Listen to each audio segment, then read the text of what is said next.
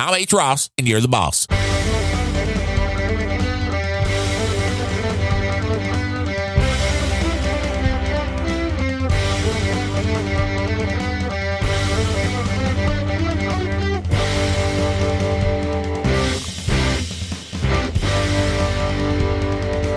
Hello and welcome to episode number 39 of Unrelenting for August 19th, 2022. I am Darren O'Neill, and across this big virtual desk, the Russian apologist, Sir Gene. Hey, what's going on? Hey. I was watching Bill O'Reilly last night because, that's what I do. Oh. And I had to pull a clip because I thought this was the best part of any O'Reilly show I've ever seen. Okay. And the question came up, Bill, had a guest on, and they were talking about podcasts, and they're like, Bill, what do you listen to? What's your favorite podcast? And he said, it's Unrelenting. Unrelenting.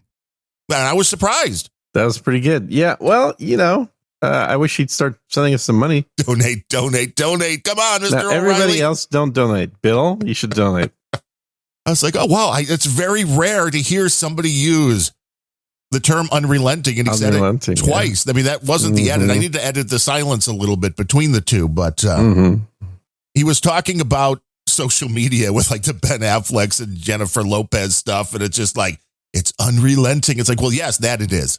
Social media is unrelenting. I don't know what that means. It's just, it never stops.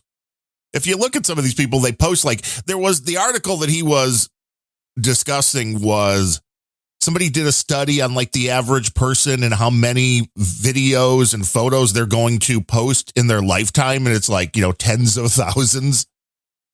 I think I've got 15,000 posts on No Agenda Social. I think that's a little different because you're having conversations. You're talking about things in the news. You're talking about concepts where I think a lot of people, this is regarding just, you're taking photos of yourself. Oh, yeah, no. The oversharers. Right. And I do think that's very dangerous, the social media overshare, just because you're opening yourself up to way too many things. Mm-hmm. Including, people wanting to come hurt you or kidnap you, depending if you're a hot young girl or an old white guy podcaster. These things are a little bit different.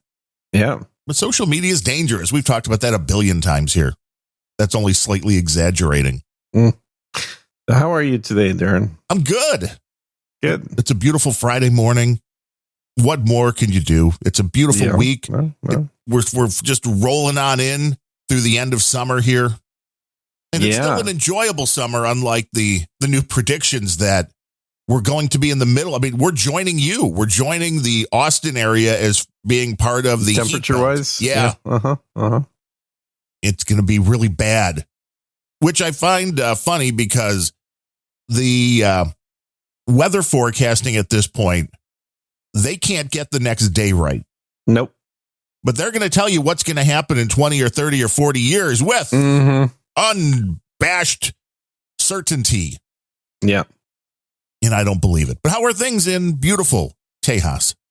Pretty good. I was supposed to be in Mexico right now, in fact. But, well, that's right, because you're done with your gig. You're supposed to be in full vacation mode. I'm in, sort of. Almost full vacation mode. It's not quite yet. Did the Mexicans send you back at the border? Yeah.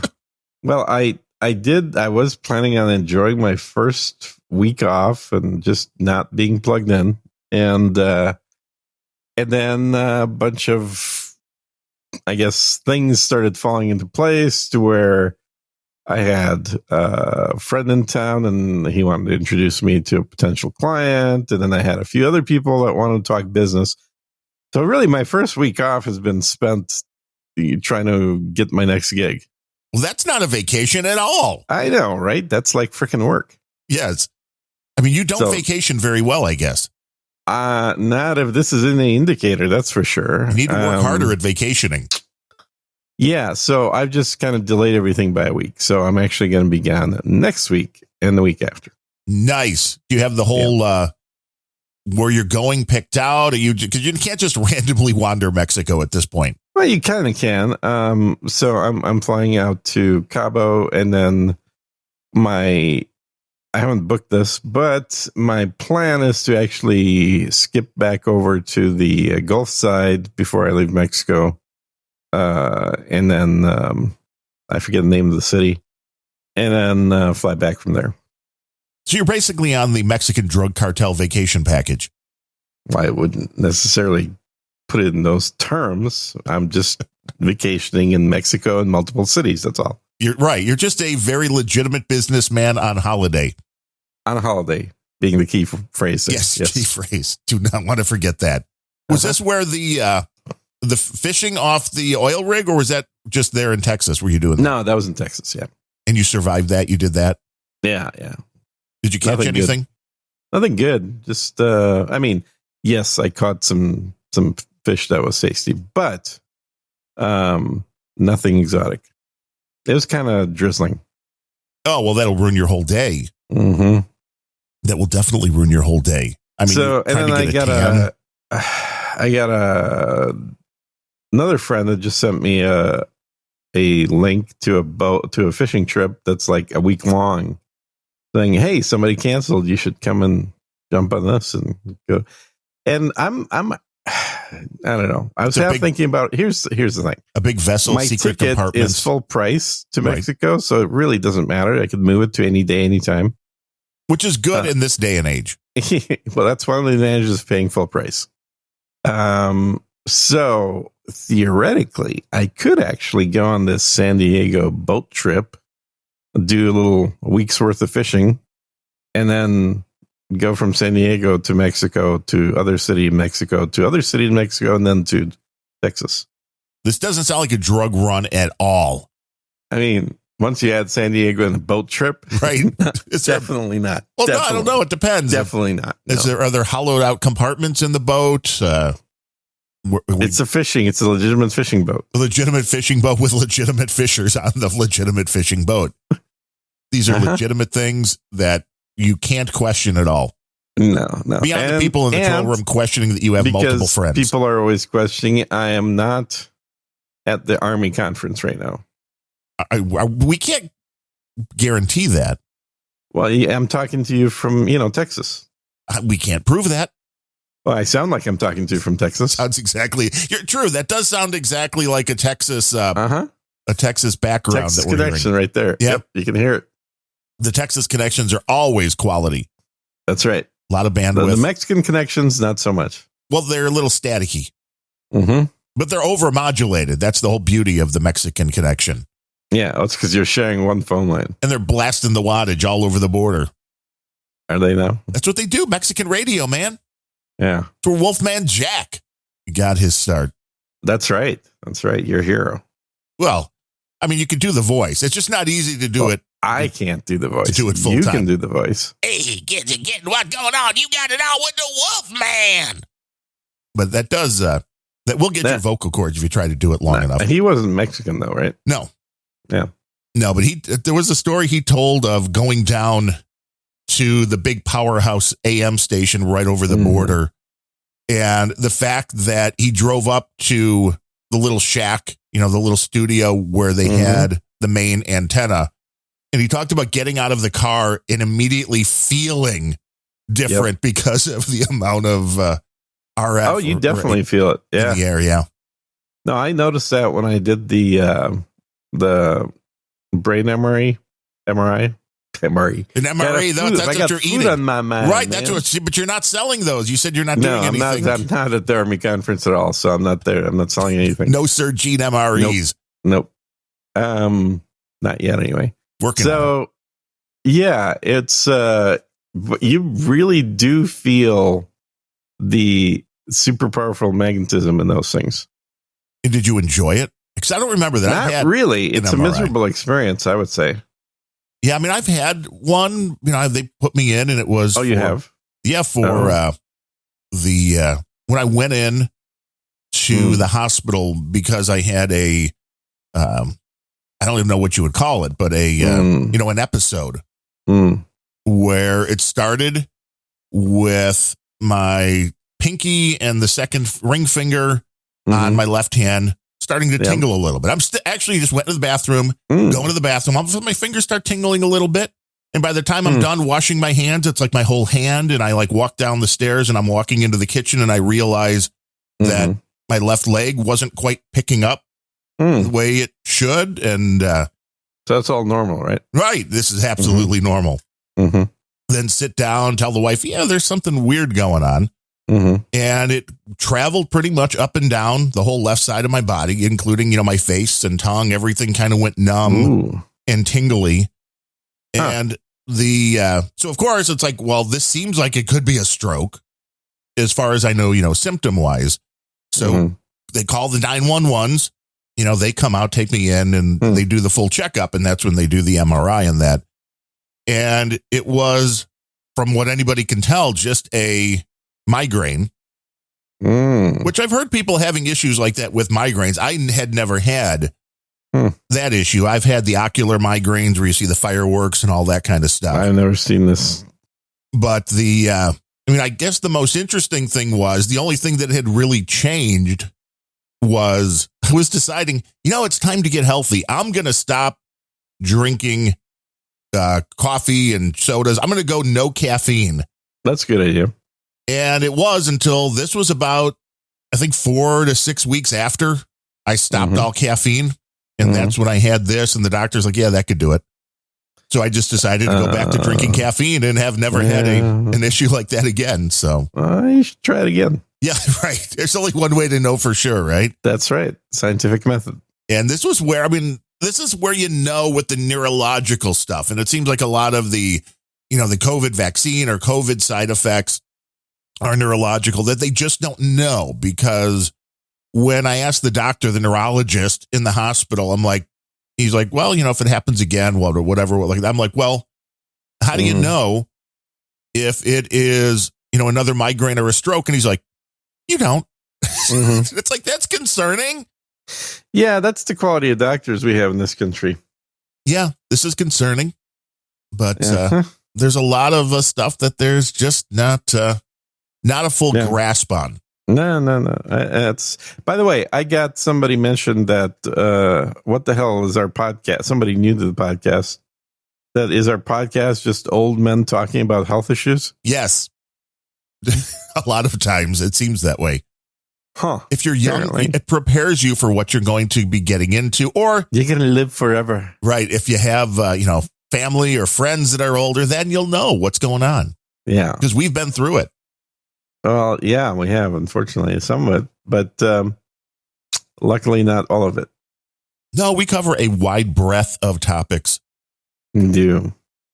So what's been going on? Because even though I've not been in Mexico, I've actually honestly not watched jack shit as far as news. So I have no idea what's happening this week. So you've been disconnecting. That's a good idea. I have, just because I've been trying to, do like sales activities, which is not something I normally do. So there's a repeat of last week kind of going on in the news cycle. No, so Biden's still president. Biden is still president. They're still trying to pin something on Trump. The media is still lying. CNN is trying to pivot, which this isn't a surprise. To what, Disney? Kind of. Which their concept is they're saying they want to go more towards journalisming. Ooh. Interesting. Rather than the pontificating. Are they going to start hiring those then? Or? That may be possible because Brian Stelzerwater was fired. So was he now? That just happened. And so it'll be interesting to see what they try to make that network into, because there's no question they went all Trump derangement syndrome and lost a large part of their audience. And the only people left are other people with Trump derangement syndrome, which means if you're going to change your format now, those diehards that stayed with you are probably going to leave. So will the other people come back? Will they be left with nobody? Will they really change, or is this just all a bunch of BS? I don't know. Last I heard last week, I think their ratings for, I can't remember which show, but they were down to 56,000 people, which is about what our listening audience is. We could get there a lot easier than most. But it's pretty bad for a... yeah. There were YouTubers talking about how they get more views in 1 hour than CNN does. Well, and this is where the change is now. So the question is, what is needed? I know you've watched the series, but we just watched the first episode of The Newsroom. That's what it's called, right? I remember that. Yep. Jennifer Aniston and Reese Witherspoon. Yeah. And it was interesting Pretty good show. There was a little monologue in that first episode of what we need from the network executive, this would be the equivalent of the CNN head for this fake CNN was, people can get their news on their phones anytime they want. We just need to be entertainment now. And that is so on point for what we're getting. Incidentally, I think that show is based around Fox, though, not CNN. No, it was based on like Katie Couric and all of that. But I mean, I think it's a mishmash. Well, keep watching. I'm sure they're looking to. I'm waiting for all the super woke and the propaganda, because it has to be coming in the show. Just keep watching. The pure. It's going to be good, huh? I think honestly, Reese Witherspoon's acting is probably the worst of anybody. Oh, her screaming fit in the first episode was funny. Yeah, in general, it's a pretty well acted show. Now, the one thing was, and this is just going off the first episode, where the Reese Witherspoon character comes off as more of a hard ass, foul mouthed, angry person. And I'm thinking, have I ever seen Reese Witherspoon play angry before? Anything else? Yeah, exactly. It's really not her type, which I appreciate. It's not her type to be foul mouthed. I think that's what she's famous for. For being a foul mouthed actress in real life, yeah. I didn't know. I don't know her in real life. Oh, okay. If Reese wants to hang out, I mean, I do have margaritas with her. I mean, I wouldn't have a problem with that. But in full producer mode in the first episode, my wife's like, Jennifer Aniston really looks old. And I'm like, well, she is old now. She is old, but I think she looks better than Reese Witherspoon. Well, I wasn't really making that comparison, but I think Reese looks more like she did 20 years ago than Jennifer Aniston. Oh, I don't. Are you kidding? I guess I need. You look at some of those old Reese. Yeah, look at the one where she goes to college. Reese goes to college. Yeah, what was it called? Like she goes to Harvard. Oh, Legally Blonde. Legally Blonde. Yeah, right. Yeah. The fact that I know that does not ruin my cred. I'm a podcaster. I have to know a variety of things. Well, not only that, but you also listen to girl singers. So, well, I mean, there's nothing wrong with listening to Taylor. She's a hell of a songwriter. Billy Joel said she's our new Beatles for this generation. For which generation? The 50-year-old generation? No, I'm guessing the slightly younger. But I'm still here, man. Yeah, man. I enjoy it all. I'll go from Frank Sinatra, Ella Fitzgerald, Dean Martin. Hey, by the way, let me know when you're not here, just so I don't show up to a podcast. Right. Like, what happened? I don't know. He has left this mortal coil. Yeah. On vacation. He's no longer a podcaster. Right. I mean, what makes a podcaster now? It's certainly not the high salary. Right, doing podcasts. With one of the other shows I do, Planet Rage, I had the toothache the one Monday, and then Larry, my co-host from that Larry show, was traveling on this Monday, and I think it was No Beret that's like, Adam Curry hasn't missed a show in X amount of time, and I'm just thinking, Adam Curry makes a little more money at this than I do. Wow. Is that really the only reason that you miss shows? No. But I think there is a draw when you have thousands of dollars per show coming in rather than dollars coming in. It's a little different. I think you have to have a different mentality with it. There's a big difference between something paying the full-time bills and something you're doing as a passion project. Yeah. Well, I'm trying to think. I don't think there is a podcast that Adam does that doesn't bring in thousands of dollars. No, it's like immediate. Doesn't matter what it is. Yeah. It's like Adam Curry plays the hits. There you go. No, I remember on episode 2 of Curry and the Keeper, I donated $100 and Tina was all excited because that was the biggest amount they got at that point.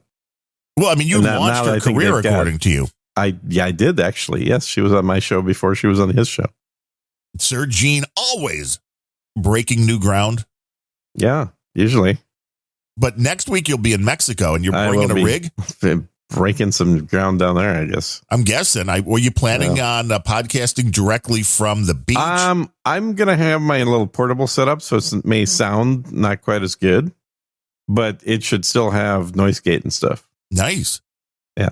But it's like, do you have a 5G hotspot? Are you going to be right there on the beach on a boat? I'm pretty sure whatever internet they have at the hotel will work. You're hanging out at the donkey show? What's going on?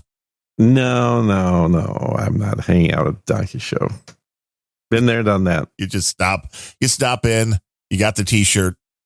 Not going to be in Tijuana, dude.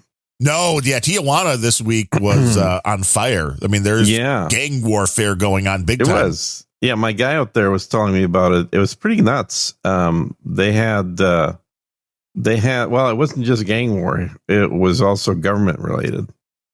Well, isn't everything in Mexico basically? Isn't the government and the gangs overlapping? Back to it. Yeah, the border delay to get back across was running an hour behind. We're hoping that the Mexicans will let you leave the country. That'll be the only problem. Oh, no. It's not an issue about leaving. It's an issue about coming in. There's no warrants for you in Mexico that you know of? That's a good question. No, I don't believe they reached that far. Good. I mean, it's always good to check these things before going into a foreign land. Brittany Griner will tell you this. Know the local laws. Did she have some warrants? No. Well, now she will. I still say Russia's like every time the United States says unlawfully detained about her, they're like, we less want to do a deal now. Yeah. Well, and I do like some of the response from the ultra left here as well. I can't remember who exactly I saw was doing it, but their response was, it's like, hey, Biden, you've got 180,000 people currently in prison for nonviolent drug possession. Right, but you're going to get one person out. So what the fuck? And this is a big deal because she's being unlawfully detained. Unlawfully detained, yes, for breaking the law. She's unlawfully. And all these 180,000 people that were walking around with a joint, they're all lawfully detained. It's kind of a weird system you got going. I guess is the word law to them only applies to the U.S. Well, it certainly doesn't apply to people coming over the southern border, which the amount, if I'm remembering the number correctly, the amount that has been arrested already coming over the border in the last 10 months was 1.8 million. And that's about 10% of the number that's actually coming across. Yes. Well, I mean, even if it's 50-50, this is a drain on resources. And again, people don't understand. It's always framed because the people on the left are morons and they buy into what their leaders, in air quotes, are telling them, which is, the people on the right are just racist. That's why they don't want this to happen. While they know what they want to do is crash the system. And, you use that term quite, generally, but in this case, everybody that comes over that border, when they need medical attention, when they need all sorts of different things, this is money coming out of the government because it's paid for. You don't just go, well, no, we're going to let you die, which is also why when all this talk about insurance with Obamacare and all that we'll get there. Yeah. We'll get there. I mean, you have to at some point because the resources just aren't there. Okay. So I hate to go back to the medical topic, but this is quick. So I had my insulin prescription renewed. Check to see how much it would be from Amazon. It'd be $1,700 from Amazon Pharmacy. Yeah, because I've moved a bunch of stuff there. And then I checked with my local, same place I've been getting them forever, the Walgreens, and it was $1,100 copay. $1,100 copay, $3,000 normal price. And I thought, you know what? Let me go to the websites for the insulin, because a lot of times they'll have little discount cards. Right, like if you cannot afford your medication, you might be eligible. And no, not even that. It's just like if you're a loyal customer and buy this shit all the time, we'll give you a discount. You know, and who's buying insulin that isn't a loyal customer? Right? I mean, you kind of get, people that lose weight, I guess. Okay, fair enough. Fair enough. But right? how is that happening in the United States? Is it? Not in this country. So did that, filled out the little thing, took literally 3 minutes. Give the card to the, it's on my phone. So I showed to the what you you have call a it, digital guys. ID? I know, right? And I'm like, okay, so did that reduce it a little bit? Did that go down? And I'm thinking, what is it down to, like $500 or like, yep, you're good. $30. Nice. I'm like, what? $30. It went from 1,100 to 30 because I went to their website and gave them my email and address. Holy shit. That's the kind of like reward that I would expect from everybody at this point for providing to get on their mailing list. You know, your data. If somebody doesn't give me $1,000 discount for getting on their mailing list, fuck you. Yeah, well, that's what I'm thinking when it comes to Sir Gene's safety and prepper gear. Safety and prepper gear. Exactly. Yeah, whatever it's called.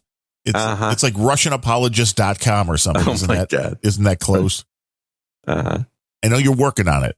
Yeah, I'm working on it. It's not ready yet, but it's getting there. And you did remind me, I do need to take a look at the final numbers on the old survey where it seemed like everybody who I actually know. I think 24% of the people said they were Polish and hated you.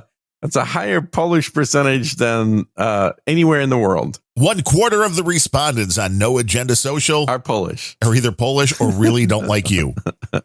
I mean, really, that's a lower number than I would have guessed on the not liking you part. I'm going to, the interesting thing is actually also got quite a few private messages and even emails to Gene at Sir Gene. So what the hell's my email? SirGene.com. Yeah, SirGene.com. Yeah, Gene at SirGene.com. And people were even writing there saying, hey, I'm not really Polish, but I would like your stuff. Nice. So I'm like, yeah, hell yeah. Good. We're working on it. The prepper community is strong and not Polish. Not necessarily Polish, but I think people are getting more worried about a lot of different things, including the food supply. Oh, yeah. Yeah. They should be. And I mean, we're still running into things. It's not as much as it was 6 months ago. Mm-hmm. But to me, it's still weird when the grocery store is like, yeah, we don't have yogurt. I mean, that's weird to me because this never happened before in my lifetime that you're like, you walk in and it's not just like, oh, well, there was a run because one company's, having a sale or something. Mm-hmm. It's like, no, the shelves just look empty. Yeah. And that never happened. Well, I know some grocery stores are starting to put up large format photographs of food that isn't actually available. For what reason? Because they want to have a consistent image in the store, regardless of availability. Having empty shelves doesn't look good. So you're just putting stuff there like, if we had this is where the bread would be. Correct. That's correct. Nice. Yep. You're right, though. It affects I think it's people. Not a bad idea. Well, right, because it affects them mentally that you're just walking down the empty shelves. You feel like you're in the middle of Armageddon. You're like in a rat maze and you're the rat. Right. And you want to get your food. And where's the cheese? And the only upside of all this. Did they move my cheese? Yep. Well, they're always moving the cheese. That's how they get you to go through and walk through the store, through all the aisles, which is why I don't go to stores anymore. Once we've talked about this, the shopping online is definitely the way to go. Oh, yeah.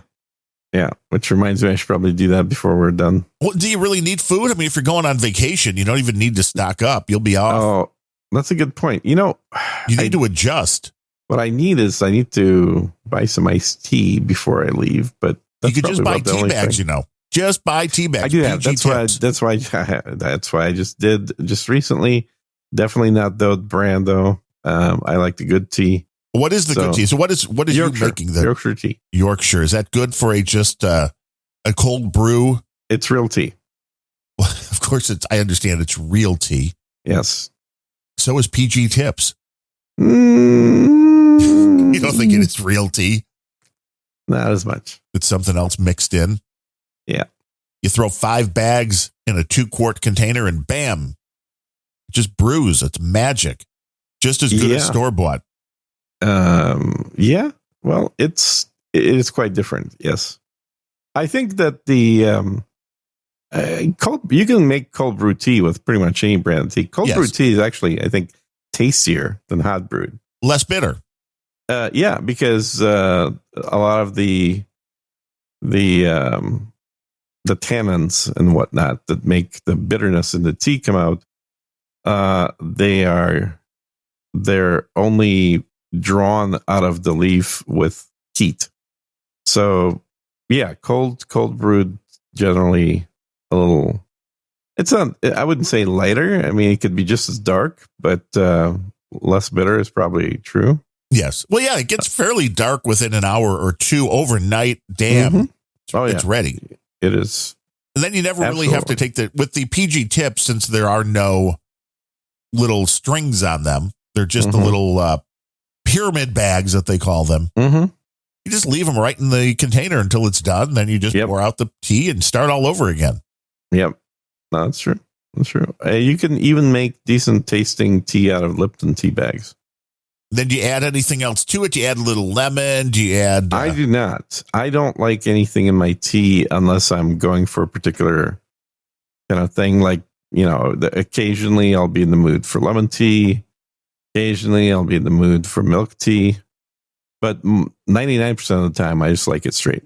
I agree. Same way. Unadulterated is the way to go. Mm-hmm. To get the real tea flavor that way. Right, because otherwise, what's the point? I mean, it's still better than... You could be drinking water otherwise. Right. Well, yeah, which I don't mind water. Mm-hmm. As long as it's filtered. I mean, I know that the water supply here, even though it is Lake Michigan water. Ugh. Yeah, I know. You still need to quadruple filter it and all of that. I would look into a home distillation system. I've thought about that. Yeah, just a complete way to guarantee the stuff coming in is not totally filled with garbage. Because I mean, I know the filters that you throw in there, they're like in the fridge. Yeah, that you have to replace every 6 months here. And nobody does. Yeah, well, we do, but a lot of people don't. Good. They just like, why is the water barely coming out now? Mm-hmm. And if you don't, at some point, if that gets too clogged, you are going to have a real mess inside your fridge. Because that's no good. The water will just stop, or they will start leaking inside, depending on the filter and the quality of said filter. But since I always buy just the cheap Chinese knockoff filters, which I don't know, don't work. Yeah. Well, it's amazing. Then it's not a surprise to anybody when you look at any of this stuff, like the HEPA filter replacements for the different air purifiers. Mm-hmm. The real replacements directly from the company are 5 times more than. Oh, yeah. And it's they're exactly the same. Now, it's a little different when you're dealing with just an air filter than something that water's going through that you're going to drink 10 seconds later. I mean, you have to trust what's in there is not going to kill you. But I figure, if it was killing people, I would know by now. I just don't like the idea of drinking water from a tap. Well, you're too highfalutin. What do you think you're going to get in Mexico? Don't drink the water down there. Just pro tip. Just drink the cervezas. Right. That's all you want. Do not drink the water. Yeah. No, the trick isn't the water. The trick is don't eat the ice. Don't get anything with ice because the ice is not filtered, whereas the water is filtered. Interesting. Yeah. Because they're dirty American won't know what we throw into his drink. Well, most hotels have a water filtration system, but it doesn't sit on the line that goes to the ice cube maker. You go into a nice all-you-can-drink resort or...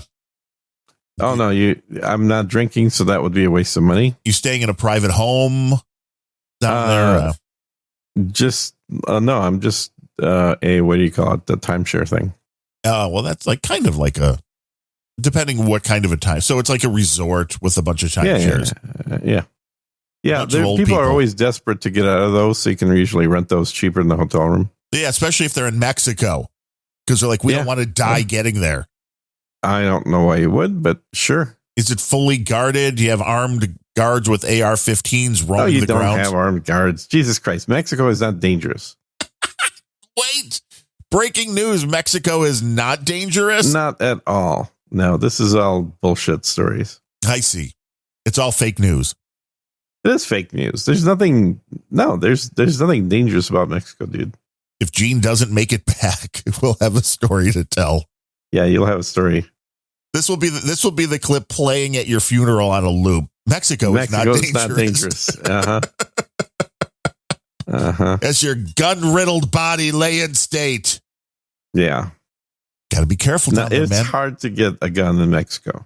Really? I didn't know. I thought they all came here to get them. Well, that's why it's hard, is you have to get it in the U.S. first. I see. Is it hard to get across the border the other way? Does anybody stop you going that way? No, not really, but there's not much traffic. True. You're like the one guy just going the wrong direction. Yeah. Mm-hmm. Yeah, I don't know. I wouldn't want to fly right now unless you're probably going like private jet. Are you just like oh my God. No, I'm not going private jet. You're not going private. You don't have somebody flying you down there in like a little what are the little Cessna, like the jets though, the little like. No, that's stupid. Why would you take a little Cessna? Because that's what they do. No. When you're living the high life. I mean, maybe that would be a Learjet if you're living. Right. Oh, okay. So you're borrowing Taylor Swift's Learjet. You're getting down to Mexico. You're shaking it off. Mm-hmm. You're getting your vacation on. Yep. You're putting your prepper company together while you're on the beach podcasting. It's going to be great. Yeah. That's the plan. NetNed wants to know if you're flying a G6 to Mexico. No, I am flying commercial. Jesus Christ. But first class. Well, yeah, of course. Well, yeah, because otherwise it's unhuman. That I'm not, cattle. It is the only way to go. And I'm not just saying that because once you're over like 5'10", you don't fit in the chairs if you're not in first class. Exactly. It'll be an interesting vacation. I'm sure we'll have plenty of stories. I don't know how many stories we're going to have since I'm going to be unplugged most of it. Gene Unplugged. Mm-hmm. That'll be maybe the next episode title. Right, could be. Or your next podcast. So what have you been up to? Sir Gene, you been on vacation? Sir Gene from a Mexican jail. No, I have not gone anywhere in a few years. I like the staycations. Yeah. It's much better. It's a much better way to go. Because everything's a pain in the flying's a pain in the ass. So this gives me a much smaller radius of places I'm going to venture out to. Mm-hmm. And if it's more than, like a half hour away, it's like, do I really want to do that? No. I'd rather stay home, relax, podcast, maybe go out. Now it's nice that all the idiotic COVID restrictions are gone and you can start going out to different restaurants and stuff again. See, I'd rather just do that. Go out for a nice meal, go out for a nice steak, and not have to worry about like, I'm staying in a room. Like, way more comfortable at home. I mean, it's a rarity to be like, it's nice. I've been in some nice hotels, but it's still, just rather be at home. I find that it's hard to unplug in the home. Well, you have to be able to do that. Yeah. And I think being in a physically different location, I noticed that when I was writing my last book that I could do like half a page a day at home, or I could do like a chapter a day or a couple chapters even, as long as it was in a couple of sittings when I was traveling. I could see that. A change of scenery. Yeah, your mental aspect. If I'm sitting outside with iguanas running around and caimans off, and 100 feet away and just watching a little bit of nature while I'm coming up with ideas and typing, that seems to work better than sitting on my giant screen at home. Well, you have like an 8,000-inch screen, so it's I have a what is it, 43-inch screen? It's not that big. Just take your laptop, go down into the basement, and you'll be fine. Yes, basement. We don't have those in Texas. Oh, that's right. That's where we have to go when the tornadoes come. Yeah. When the tornadoes come here, we just pray a lot. Right? You just like, you hope it doesn't get hit, because if it does, you's gone. But no, it's been. The last place I went was Vegas, and I think that was now 6 years ago. I haven't traveled since the ice stuff started, so okay. There's also that, which makes a lot of the stuff like I wouldn't want to go to Disney at this point just because they're a bunch of woke dicks. But totally.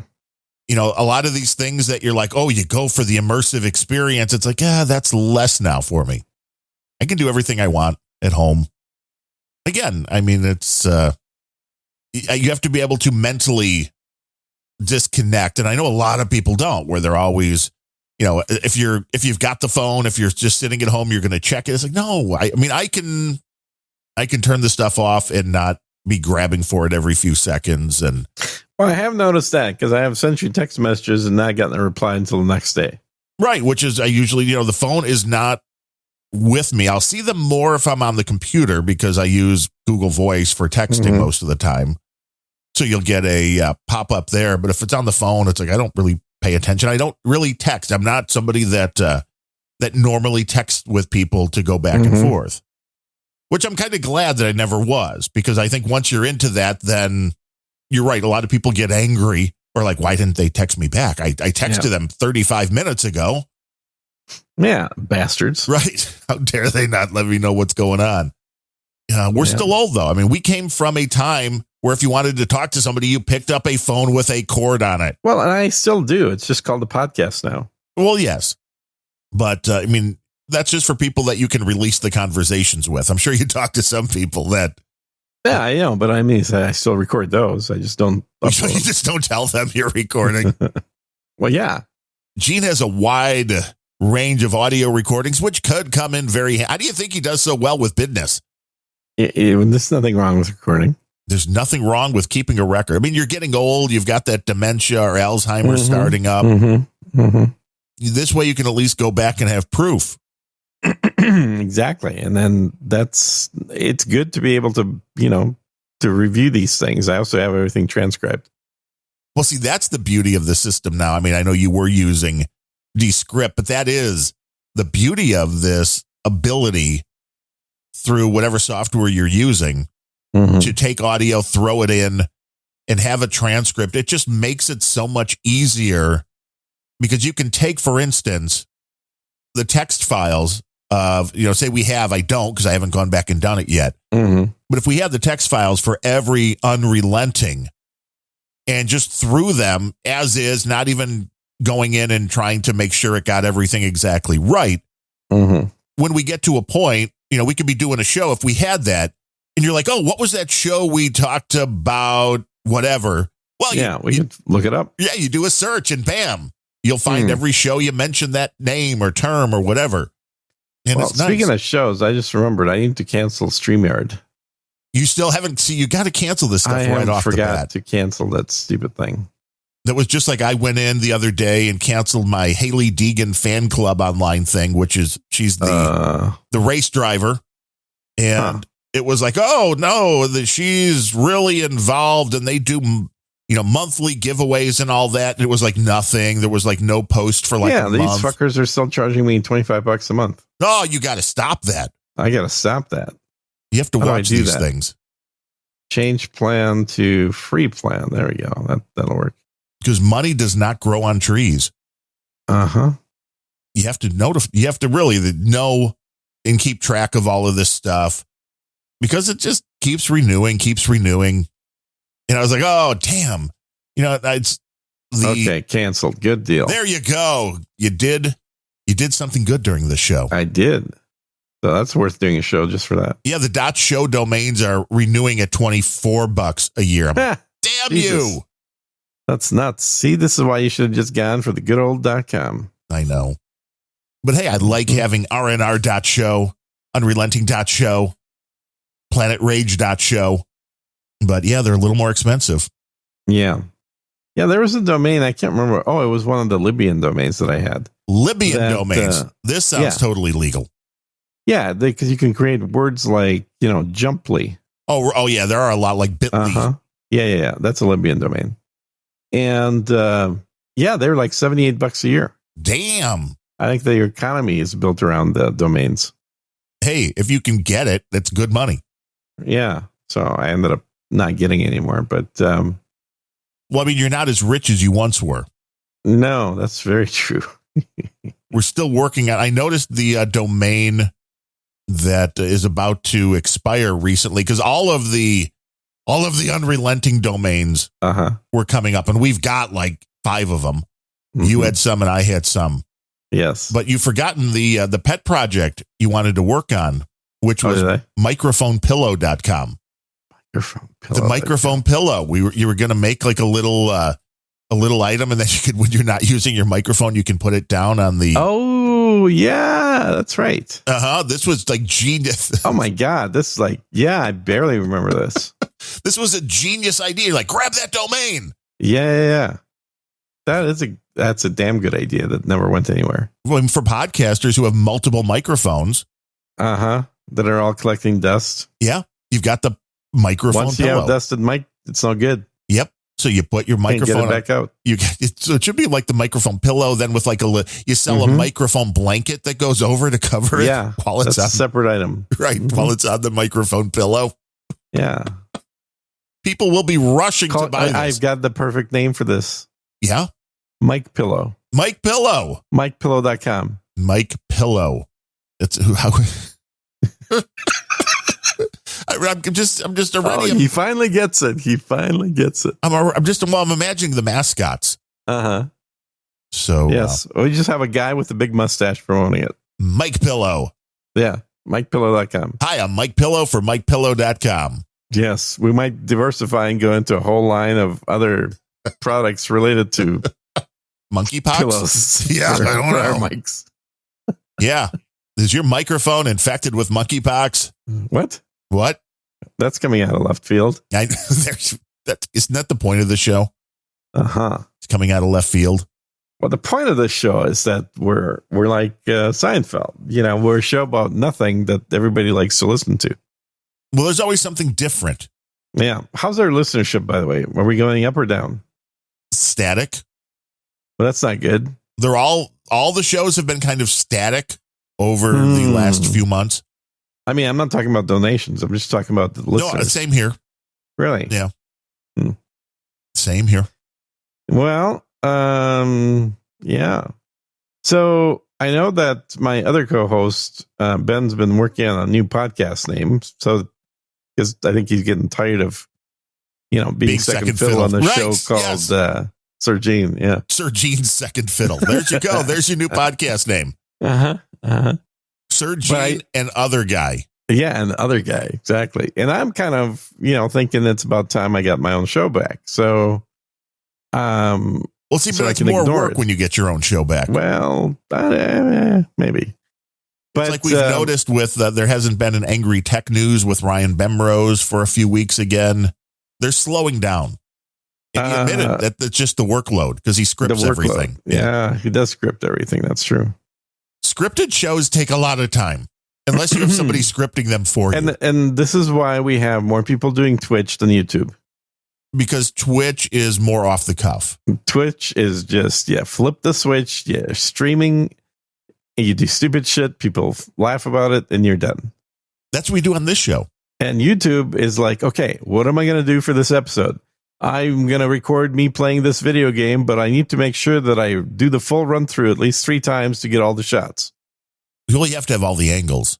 Yeah, you got to have multiple cameras, and you can't do it in a video game, so you're going to have to run it through multiple times. The production value of a lot of these things that are coming out on YouTube are just crazy. Oh, yeah, really good. Twitch has zero production. I mean, even the guys making literally $1 million on Twitch have zero production. So the Twitch guys are the smart ones. Well, I mean, or you could say the Twitch audience is the stupid ones. See, I don't know, because to me it seems more grassroots. It seems more, although you still have to be good at. Well, and I'll tell you what, the Zoomers, they're not watching Twitch. They're watching YouTube. Well, a lot of people don't know Twitch exists, where everybody knows about Twitch YouTube. Is somewhat of a millennial only space. I mean, there are obviously older people and there are younger people, but for the most part, the core demographic of Twitch is millennial. And YouTube has both Gen X and Gen Z. Well, YouTube is kind of like, when people think they're looking up anything online, they'll Google it. And it doesn't really matter to them if they're using Google, right, or Bing or whatever. So you just YouTube it. Well, YouTube is now like watching a video, which is kind of interesting because it doesn't matter. It's like, oh, yeah, I'm going to watch YouTube. And then they'll go turn on something and it's like, but that's not YouTube. But if it's a video that, it's kind of like you can call, in the South, they call everything a Coke. So I'll have a Dr. Pepper Coke. Mm-hmm. Like, no. Mm-hmm. But when words become synonymous, that becomes a little bit different. Well, in the South, they also call sweet tea. Well, yes. And you could be very surprised if you think you're getting so you have to specify, I'd like some unsweet tea. Like, why would you want tea without 14,000 pounds of sugar in a glass? Right. But also saying unsweet seems bizarre. Yes. Unsweetened. It's kind of like unrelenting. Kind of like that. It's just bizarre. It's a different way of saying something. It's a different way of grasping something. But we went out the other night for some tacos at a place that calls itself a taco house, which I had never heard. Is that like a taqueria? I guess. I mean, that would be my guess. Is that what they were going for? But it was the building was probably there since like the beginning of the frontier days here. At least that's what it looked like. I mean, the building might have been around since like the 1800s. It was in the, really old part of the downtown little area we have here. And the only reason we ventured out was, the wife works for the village now. And, some other things that are going on. And they've been doing this weekly, I think, on Wednesdays. We're bringing like a few food trucks in. And I'm wondering, like, okay, one, how many people are showing up for this? Mm-hmm. Because I get, bringing food trucks out and, for an event. But it just seems kind of weird. Like, oh, there's just going to be a day and then the food trucks are going to show up. Like, if I want something, I'll just go to wherever the restaurant is. Yeah, or order it. Yeah, exactly. I mean, if they're in a food truck, they could just bring it right to my door. That's even more convenient. They can make it while they're sitting outside if they want to. Yeah, why don't we just have the food trucks actually drive instead of sitting in one spot? And just dropping off deliveries of tasty food instead of having a truck be stationary making food that other drivers pick up and drive to my house. Exactly. That would be better. You just have the truck come to your house. Yeah, exactly. And I'll bet you if the truck came to, we used to have this when I was young. We had milk delivery and we had ice cream delivery. Oh, yeah, milk, eggs. We had all this kind of stuff. Yeah. And that was always a truck that came by, and then everybody in the neighborhood would buy their stuff directly. Yeah, there was the milk guy, whatever, that was it. Yeah, milkman. Yep, milkman delivered. In fact, I remember working on the website for that company. Now it's like everybody delivers everything.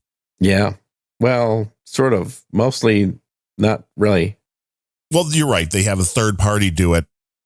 And then they they usually deliver the things that, like, they don't deliver the things I actually want, and they deliver the things that they have in stock. No, well, that's not good. You want what you want. I certainly would prefer what I want, yes, but occasionally they'll say, "Oh, not available. Why is this not available when I want it?" God damn it! Exactly. But this was a little place, old building right off the train tracks.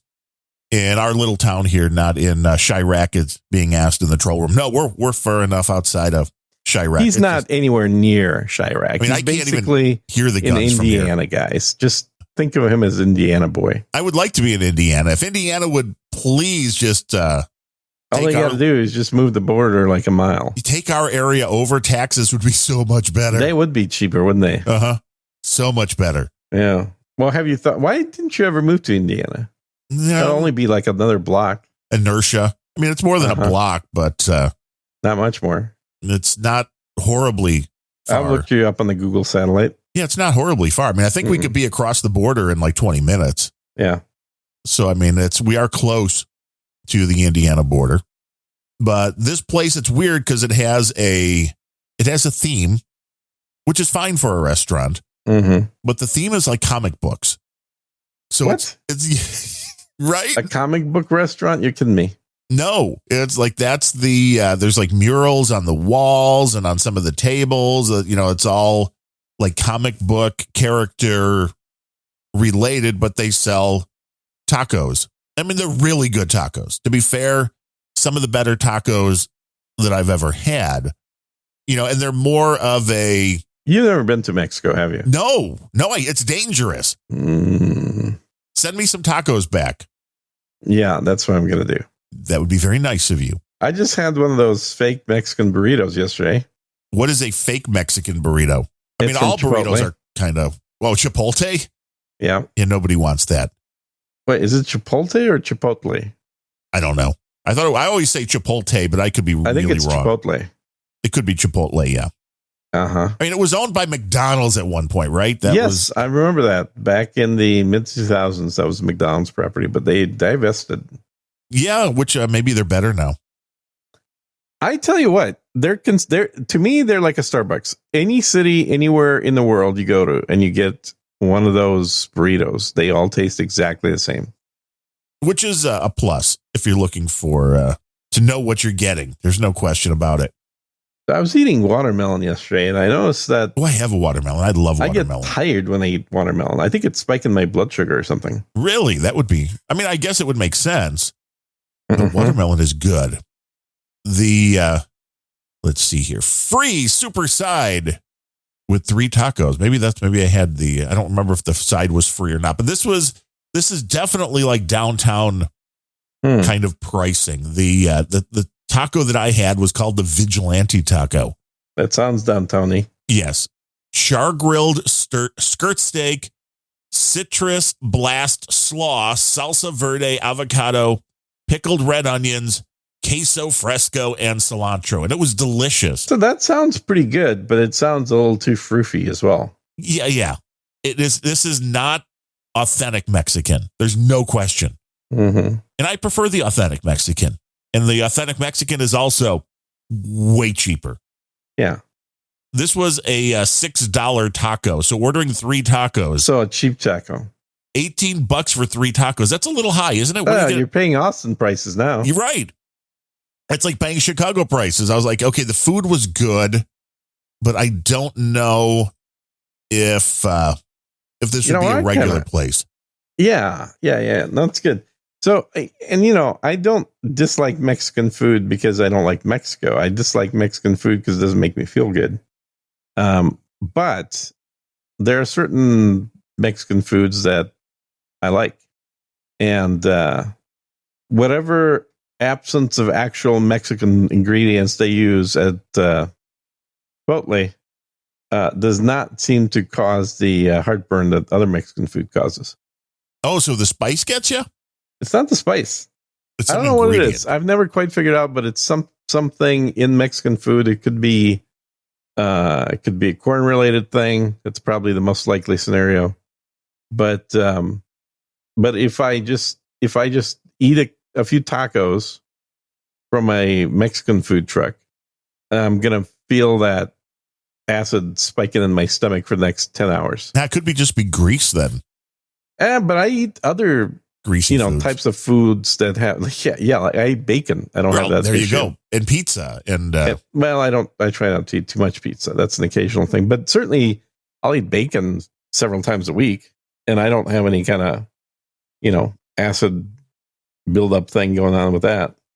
And it's like if I ate the Mexican food early in the morning and I didn't eat it for the rest of the day, it'd be fine. The problem is if I eat Mexican like around dinner time, then I'm trying to fall asleep and I'm feeling this acid in my stomach just churning, and it's not a pleasant feeling. Now, is it possibly just the fat content involved?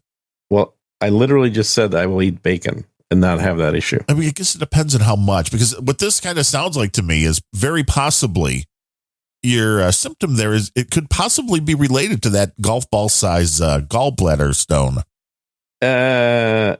Only for Mexican though. I find that very hard to believe. Could be a racist gallbladder. There's a show title right there, racist gallbladder. Oh my God, racist gallbladder. But that's where I start getting it was the heartburn that just wouldn't go away. And that was when Have you tried maybe not eating Mexican? Maybe that was your issue. I never had it with Mexican. It was whenever, there was a variety, anything with fat in it was what caused that. Because that would make sense because your gallbladder holds your, what do you call it? The bile. Yes. Which breaks the fat down and allows it to be absorbed. So you need that happening. But if that was the case, that would be true for anything fat related. Like when I eat that jambalaya with a half stick of butter in it. Yeah, and the spices, which are like that should kill you with heartburn. No problems at all. I eat Thai food all the time. I eat all kinds of food. I've never had any issues, with the one exception of there's something, and this is why I'm leaning towards corn ingredients in Mexican food. Racist gallbladder, definitely. Yeah. Although I do eat Mexican street corn and I don't have any issues there. Oh, and that stuff will also kill you, but it's delicious. Why would that kill you? That's just delicious. Well, because it's corn slathered in like mayonnaise and spices. Why would that kill you? Well, there's a big fat content in mayonnaise as well. So if you're right, if it was fat and that's not, and it's corn. Yes. See, Brooklyn is recommending we just rename this show Sir Gene Eats. Sir Gene Eats. That's not a bad show title, actually. Now that would be an easy way for you to do a daily podcast. You could be like, yeah, I'm having a hamburger. It'd be, I mean, lately I've been having way too much good food. I've had other people picking up the tab, which is that's even the best better way to do it. That's why I want you to come to Chicago so you could just pick up the tab. Yeah. How's our oligarchs coming along? Have we got a full table yet? No, we're I guess that'll have to wait then. Still building. Woolly Steed says a GMO corn could be a trigger, which is, I guess, interesting. Maybe. Yeah, but only from Mexico. Maybe that's only what's being used. It's weird if you can't track it down. But that was, for me, I've tracked it down to Mexican food, and I know which of the Mexican foods I can eat just fine. That's as far as I got, and then I kind of stopped. And which ones are okay and which ones are bad? So I can do fajitas. That's usually what I'll get in the Mexico place. There's nothing in fajitas that I have issues with. Which is, the fajitas are fairly simple. You've got whatever meat you're having. Eggs, steak, onions, green peppers. That's kind of it. Guacamole. Yeah, a little sour cream, maybe. Cheese. And all of those are fine. Or even chicken, if you want to mix it up a little bit. So fajitas are fine, but I mean, fajitas are fine. You could basically make a taco out of that fajita. I mean, it's the same meat, it's the same onion, it's the same cheese, it's the same sour cream. You could, yeah. And if I do like a soft shell wheat taco that has fajita ingredients, which literally is what fajitas are, they bring you a bunch of make your own damn taco. Yeah, it's essentially making your own tacos. That's fine, and it's usually when it gets to the more sort of, I don't know, more gooey Mexican dishes. But what is being added in those gooey dishes that doesn't exist in fajitas? I think it's either corn or tomatoes. Well, see, tomatoes can definitely give you heartburn. But I eat tomatoes, like raw tomatoes. I like those. Okay, well, that's weird then. Pretty regularly. You're a very weird individual. I'm completely omnivorous, except with the one exception of Mexican food. But only certain Mexican food. Well, yeah. Like, I'd say about half. And now you're going to vacation where? Oh, I'm going to Mexico. Which I don't know why you're laughing, because that's a good place to go vacation. As long as you avoid the food. Well, do you think that in any Mexican resorts they actually cook Mexican food? No. Okay. But I'm picturing you going to like France and being like, give me a big T-bone steak and a baked potato. No, I would never do that either. Never? No, French food is awesome, dude. Are you kidding? You would just gorge on the French food. Yeah, absolutely. Won't give you heartburn at all. No, French food does not give you heartburn, and it's in fact you lose weight because the food is magical. So delicious. It's a super delicious food, and then in very small sizes. Well, that's the moderation is the key. Sizing's the key. Yeah, and the French figured that out a long time ago.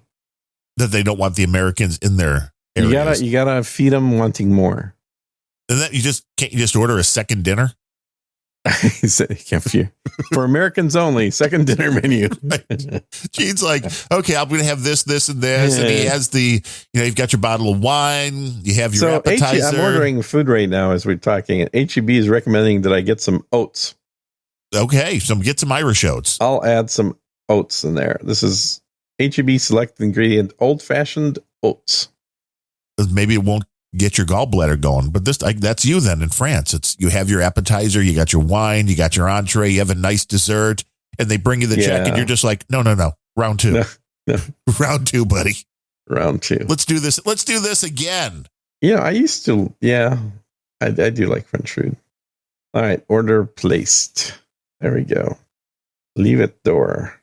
It was you've never done it. Was the first place I ever heard this, and I don't know. Oh shit! I overtipped. God damn it. What does that mean? More than 5%. What, 5% for a food delivery? Tip. Yeah, that's a standard tip. What is your total food delivery bill? I don't know, $95. See, I was doing like $20 tips every time when COVID I'm 3 blocks from the store. Yeah. People still have to carry your food. You're expecting them not to lick it, rub it on their genitalia. And all this other while they're bringing it. Luckily, all the food is packaged, so not too worried. You're like, I'm going to throw this thing in a nuclear food purifier to clean all that up. But yeah, I don't know why people would still go to the grocery store. If you still go to the grocery store, let me know why. I went the other day. I was driving by it, and I just thought I could stop there and just pick up some stuff right away. And you went in and was like, I'm just going to order online. No. I went in and I ended up buying milk, yogurt, and a couple other things. What is the proper tip on a pizza delivery in Austin? Well, now in Austin or at my house? Oh, okay, in your house.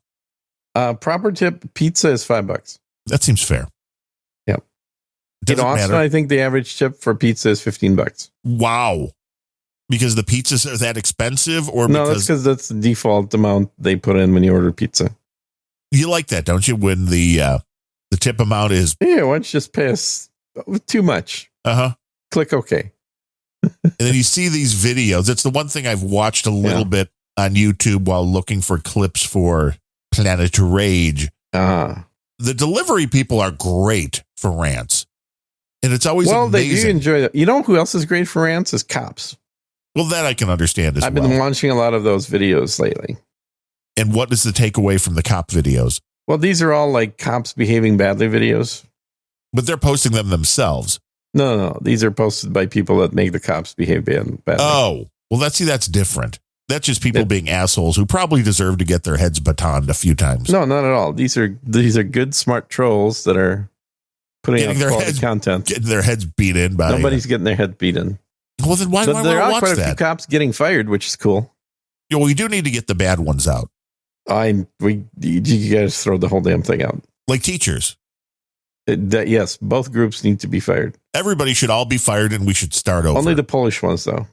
Oh, the Polish cops or the Polish teachers? Or well, does it make a difference? Kind of. Mm-hmm. What about the kielbasa makers?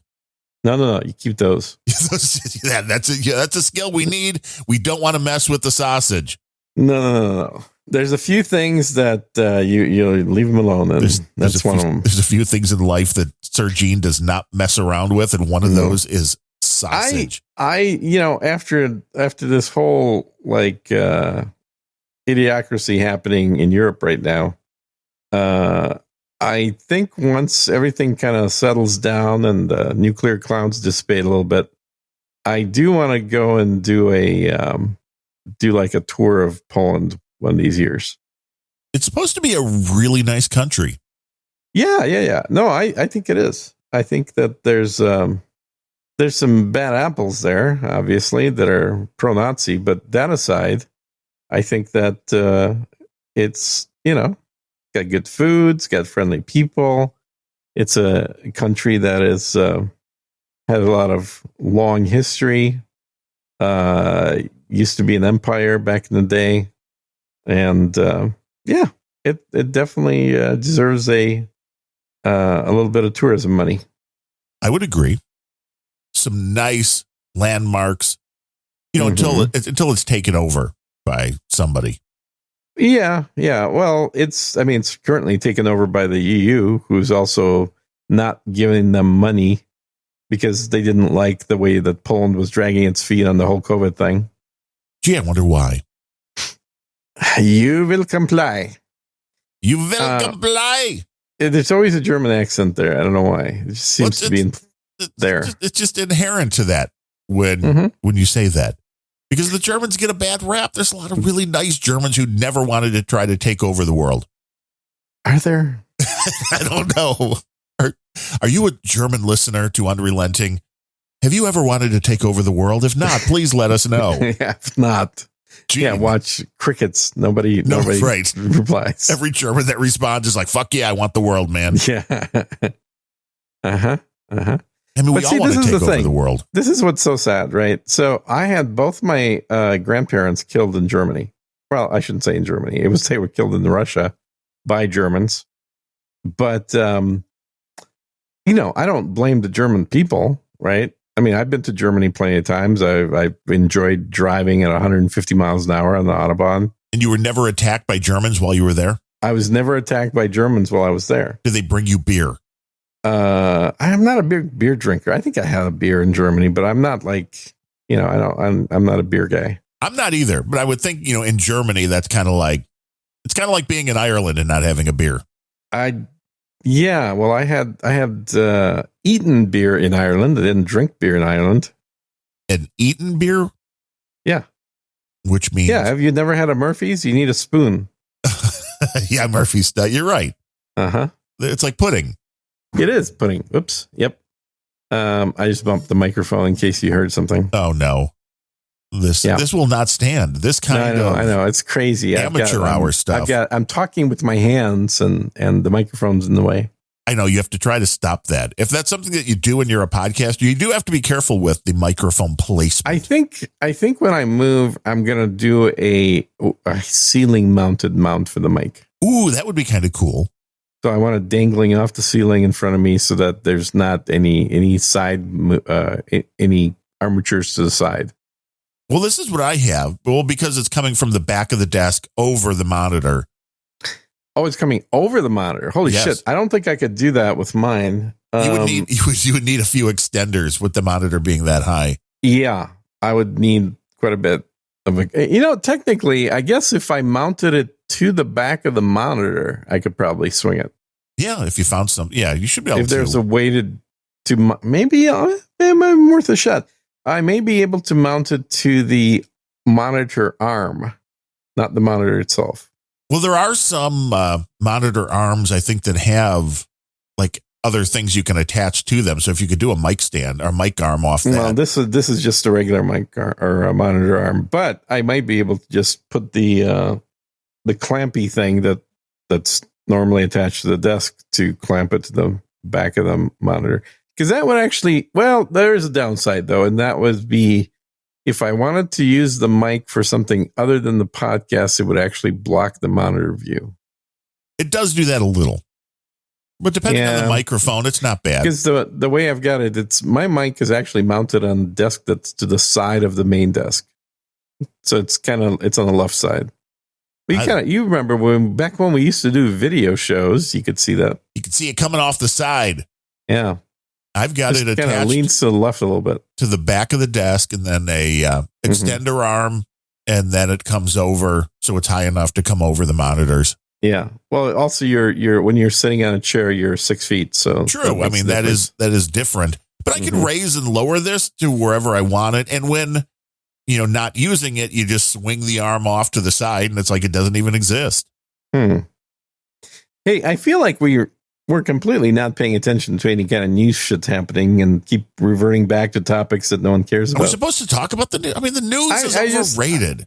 I know, but I feel like I've missed a week and you're supposed to catch me up because you watch O'Reilly all week long. And the only thing I've heard about O'Reilly from you is that one story, and that's it. And that he was unrelenting.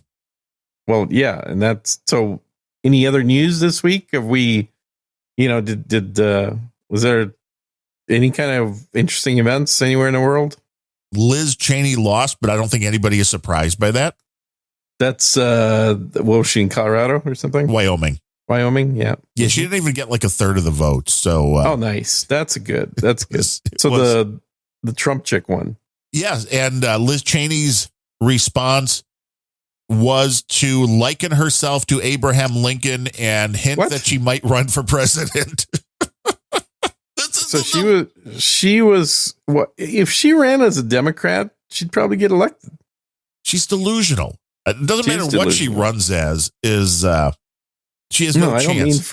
I don't mean for president, but I mean if she ran, I don't understand why she ran as a Republican. I really don't, because she's not. Well, she's so anti-Trump that she has taken herself out of there's a lot of people in the Republican Party that didn't like Trump, but were not as nuts about it as Liz Cheney. Mm-hmm. And she just went so far to that other side and really was used as a pawn more than anything else by the Nancy Pelosi's of the world to lead this January 6th bullshit that I think she talked herself right out of any job ever again. And I think it's totally delusional that she thinks she even has the juice to be a presidential candidate. You couldn't win in your home state of Wyoming, but you think the country's going to vote for you. Yeah. Yeah. Well, I'm sure Californians would, but the Californians would vote for anybody who said Trump's a Nazi. Yeah. That's all you have to do to get a vote in California anyway. Yep. But that was the big story. The other big thing was still just the fallout of the FBI raid on Mar-a-Lago. And more of the same, which is, they're unleashing some of that information, but of course they're going to redact any of the stuff that's going to make a difference, like who is this whistleblower or whoever was the one providing the information to start this. But, this is very clear to me what's going on, because the reaction from the Department of Justice in regards to this Trump investigation, the term they used was something like, we're just in the first inning, which to me says this is just another Russian collusion witch hunt. Because if you actually have... So you think the Democrats are colluding with Russia on this? Probably. That would make a lot of sense. The Russian collusion hoax that they just kept going down that line. Well, we know Biden is colluding with China. So if they add Russia to it, that would be interesting. Well, that was the one angle which was interesting that was talked about on No Agenda, the best damn podcast in the universe. Was that Liz Cheney is actually on Trump's side, and she's going to run as an independent just to do the Ross Perot thing and basically feed all of the votes to Trump. Which is a great theory. Except that's not what Ross Perot did. I know. Yeah. He was not on Clinton's side. No, well, but the end result was it steered the election. Anytime a third party comes in, it makes for interesting. The Ross Perot candidacy, though, was one of the most entertaining presidential candidacies of my lifetime. Yeah. Absolutely. I voted for him. I'm H. Ross, and you're the boss. I mean, I still remember the slogans and him doing the speeches. It's like, that's rare. Yeah. He's a little dude from Texas. Yes. He was a very fun dude to watch. And he was into charts. Oh, well, you had to be. But now he would have PowerPoint, man. He would be all over the place with computerized graphics. He would tell you what was going on. Yeah. A lot of people made a lot of money in that company. When the Department of Justice, though, is telling you that you're in the first inning of an investigation, I don't believe this is going to stand, even for people that are in the middle. It's really getting to the point where it's not fixable. Right. It just all needs to be removed. We need to have a constitutional convention. Something needs to be done. Rewrite the damn thing. I don't even care. And ban Democrats. For all the, well, yeah, that would be nice. Because they seem to be at the bottom of all of this. They're the impetus for all of the insanity. And I know the Republicans have their own issues, but this constant they're called rhinos. That's the main issue with the Republican Party is rhinos. True. Put them with the Democrats. Going after a sitting president the way they did and never had any provable evidence. This is the same thing that they're trying to do all over again. If you have provable evidence, you got to get this out there very quickly after raiding the home of a former president. You don't go, well, we're only in the first inning of this investigation. It's like, no, you show us what you've got. You show us why you did that. And then the public will be able to decide whether you're doing this because you're really trying to enforce a law, even though we ignored everything that Hillary did with her server and all the documents she removed. There's nothing there. I mean, just move along. You're right. It was only the servers were probably in Ukraine, but you're doing this all over. They probably were. Yeah, exactly. You're doing this all over again now, which is like, we've raided his house, but we're just in the first inning. No, it's like, no, you're in the ninth inning and you better have a big run, a big rally if you don't have the lead already, because I think people are tired of it. It's like, how much can you continually go after one individual? I don't disagree with you at all, but if it was only up to the people, that would make a difference. But it's not. But it's not. But I mean, it is really up to the people in the only in the sense that if you believe that this is a corrupt party that is so corrupt now, the Democrats, that you have to do what you can as a citizen, and that is just vote. And then you just go back into the loop. Your votes don't matter. Right. They're irrelevant. That's the loop you're right back into is the voting all fixed anyway. It is. Which, okay, if you believe that the whole system is corrupt and the votes don't matter, then you're back to the point of this is why we need guns, because this is where the next revolution comes from. Uh-huh. And are we at that point? Everybody can decide for themselves. Well, according to Tim Pool. Uh-oh. Wait, you've been unplugged, but you've been watching Tim Pool? No. He said this line for months, that we're at a point of a civil war. I think we're definitely creeping to that point.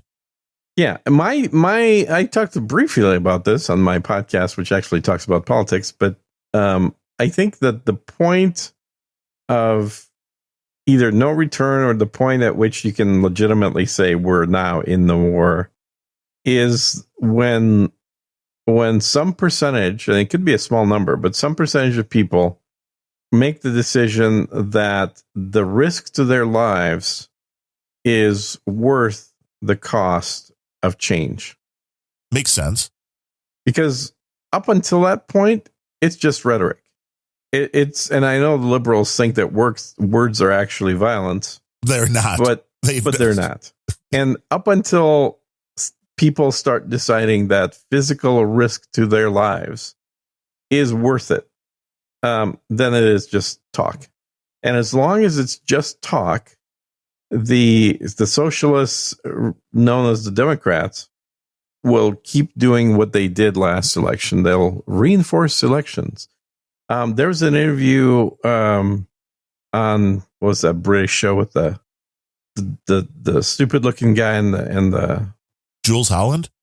No. It was the two guys that have a British show. It's called it's a stupid title, kind of like Unrelenting. The two guys with a stupid British show.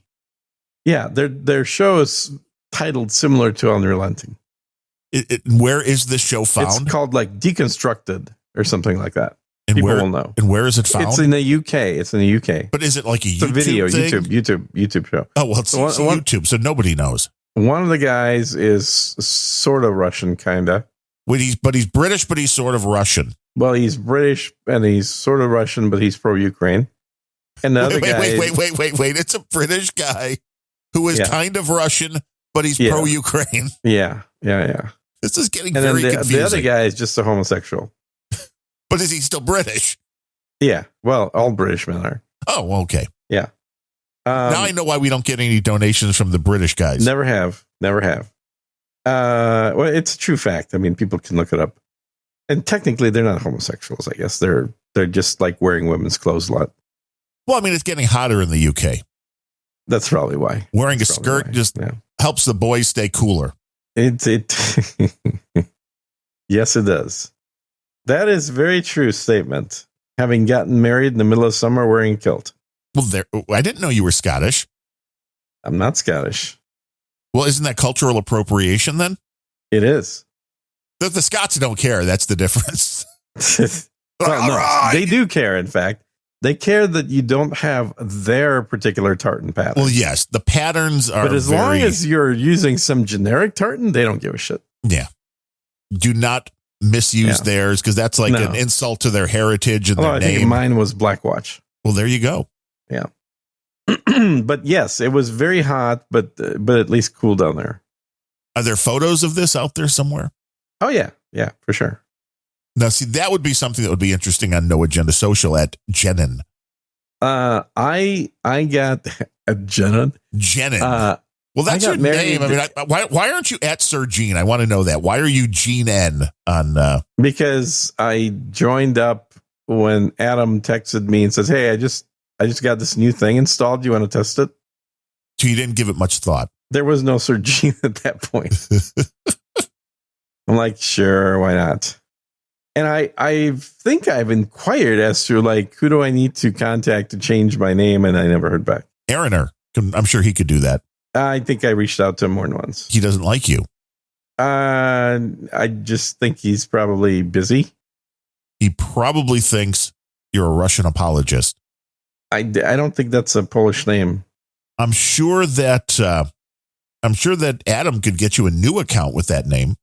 Yeah, but then I got 15,000 posts on my current account. You wouldn't want to leave those behind. No. And I've got like 1 point something thousand followers on there. Woo! You're getting up there. I mean, you're nowhere near mine, but you're getting up there. I'm almost exactly at yours. No, I've got like 1.8 or 9 or something. Yeah, exactly. You're not at 2. No, I'm not. So if you're not following me at No Agenda Social, please follow me. I'll follow back. I need to go through that. I've been bad with it. Having more than 10% of the entire server following is not bad. No, it's not bad. I want 100% though. That's not going to happen. I know, because people don't like me. That's very true. Yeah, they don't like your voice. They hear it too much. CSB says I'm a shouty voice. You have a shouty voice? I have agreed with him. Yeah. That man says just brilliant things. You know what? He does. Yeah. He cuts to the heart of things. CSB does not pussyfoot around. No, he's never been known for that. But either people like you or they don't. And it's okay either way. Who likes him? There's a lot of people that like CSB. I don't know anybody that likes him. They talk to CSB all the time. I blocked a guy the other day. I keep getting invites to Jitsi. Doesn't he live there? He will go on Jitsi every now and then, even though he doesn't like people to hear him. He will go on Jitsi. He doesn't like people to hear him. Why would he not like people to hear him? I don't know. Didn't he have an invitation to come to this podcast and talk? He says that you're bad, so he won't do that. Oh yeah, I'm bad, which makes sense. Bad to the bone. I had to block the one liberal on No Agenda Social just because I didn't want to get into any more conversations with him. Oh, yeah. It wasn't that I think he's a bad guy. I mean, he lives like 30 minutes from here. So he can come and firebomb your house. Probably. You know how those liberals are. That's right. They're all super violent because they think that violence is not words. And for whatever reason, I was tagged in a conversation, and I'm sure you've had this happen. Oh, yeah. And you can't get out of it. Right. You don't give a shit, but they keep tagging you in it. And by the time you see it, there's already like 30 messages now with you tagged. I hate that. And they were arguing about the whole Trump document concept. And this guy's whole thing was, well, why would anybody declassify documents if they didn't want to release them? And he didn't release them. So that's all a lie. And it's just like, you're a fucking idiot. Yeah. There's a lot of reasons why people declassify documents, including they want to take it from the building. That's a good enough reason. It doesn't mean... Yeah. I mean, look, you can call it kind of a childish thing to do, but perfectly legal for the president to declassify souvenirs. Yeah. And just because he wants a souvenir. Yeah.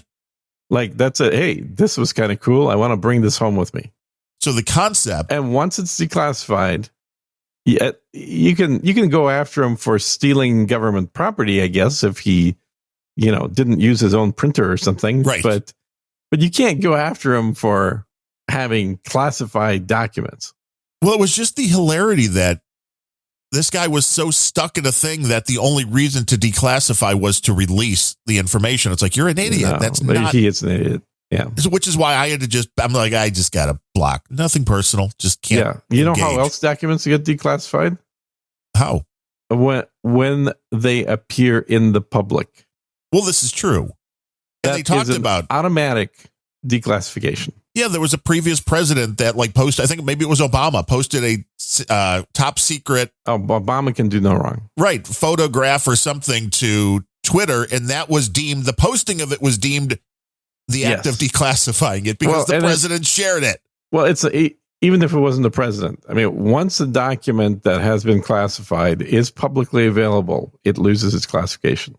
Right, because, it's not. Somebody can go after you for the act of doing that. But you know who they can't go after is the people president that repost that. And the vice president are I don't think the vice president is immune from that. There is. I read.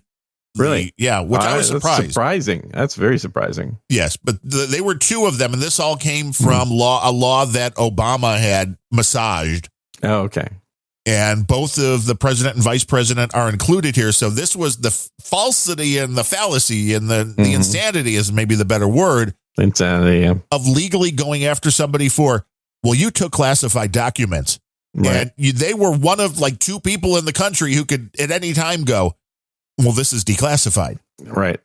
Yeah. But you took classified documents. Yeah, but they could have just waved their hand and said declassify, and that was enough to declassify. And there was he was also arguing about having a standing order that the president, anything I remove is to be deemed declassified, which makes a lot more sense than signing off on every last little bit of paper. It's like, I'm the president. Yeah, absolutely. But also that either there needs to be a record of a declassification or it needs to be publicly available. Those are the two things that would kind of mark something as having changed from classified to unclassified. Correct. Which is what the argument is. But the legality here, if this goes to any court or to the Supreme Court, I think it's very clear that it can be but he had the ability to declassify anything he wanted. Yeah, but he didn't, and he took it. Well, that's just stupid. It doesn't make sense. Yeah. Because you're breaking a law that wouldn't be broken if you would have just said, I'm declassifying this. I mean, I'm just waiting for them to go after Melania for stealing China from the White House. No, that was the Clintons. Oh, that's right. I'm sorry. Yeah. There were truckloads of shit party. they took. Remember, it had to be returned? They took a lot of stuff. They took the Lincoln bedroom set. Oh, yeah. There was a lot of stuff. I don't remember the details, but I remember it was a lot of stuff. They did. They basically, whatever they inherited in the White House, they decided was theirs to keep. Yeah, they're like, well, you talk about souvenirs, you can sell that shit off, man. Come on. And they did. Which is the hilarity of all of this. And now they have billions. Uh-huh. Well, you have to wonder, how do they make all that money? They weren't rich going in. Anybody who wondered too much ended up dead. So let's not wonder. Yes, Vince Foster would tell stories. And yeah, the Hillary assassination group is real. 95 people, I think, at this point. Do not question anything the Clintons have done. And there are people that there's a huge list of associated suicides that involve the Clintons. Yeah, well, there's people now that are usually with a double tap to the head. Yeah, it's surprising when people kill themselves with a double tap. Well, they want to make sure they do it right. There are serious, journalists. There are serious political commentators that aren't into the wacky conspiracy theories that are now going, Trump's life might be in danger because the Democrats are so vehement on stopping him. which is kind of scary.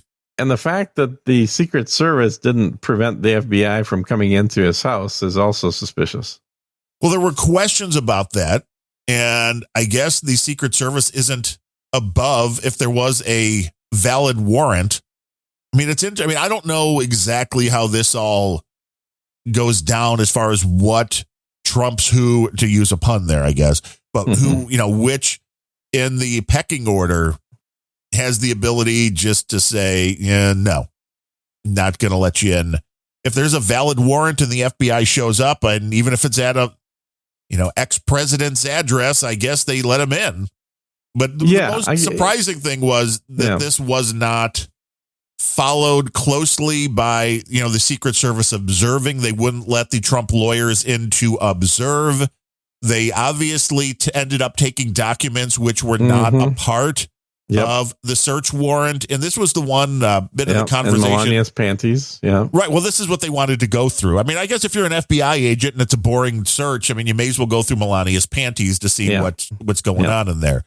But from what I've heard from sources that I trust in a high profile situation like this, the FBI would normally have had a special group of agents who weren't a part of the current investigation that would have gone in first and separated out any of the documents and stuff that was not a part of what was going to be taken in the raid. So that way, if they would have seen any information, there's allegedly a bunch of the stuff that was taken was attorney-client privilege documents, which you can't use that in a court of law. But sure you can. Just look at the Alex Jones court case.